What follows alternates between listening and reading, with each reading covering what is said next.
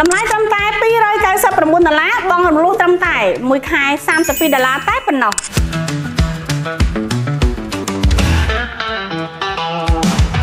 ចាសួស្តីអ្នកទាំងអស់គ្នាអញ្ចឹងថ្ងៃនេះយើងមានអីវ៉ាន់ដែលទៅបញ្ចូល stock ថ្មីអញ្ចឹងនៅលើដៃខ្ញុំគឺជាប្រភេទ laptop Dell Latitude ដែលយើងទៅកាត់ stock បានច្រើនខ្លាំងមែនទែន CPU រហូតដល់ Core i5 ជំនាន់8 generation RAM 8GB hard disk គឺ256គឺជាប្រភេទ M2 ហើយមាន touch screen ទៀតអ្នកទាំងអស់គ្នា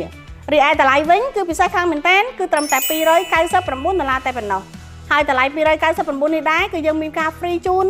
RAM មួយដើមដែលឥតគិតថ្លៃជាមួយនឹង accessory ជាច្រើនទៀតអ្វីដែលពិសេសអ្នកទាំងអស់គ្នាថែមត្រឹមតែ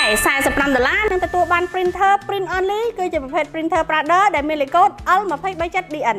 អញ្ចឹងអ្នកទាំងអស់គ្នាចាំអីទៀតតើតើតម្លៃ promotion នេះ complete ណាជាមួយនឹង NTL តែងតែមានអ្វីថ្មីសម្រាប់អ្នកទាំងអស់គ្នាជានិច្ចអរគុណជួបគ្នានៅវីដេអូក្រោយៗទៀត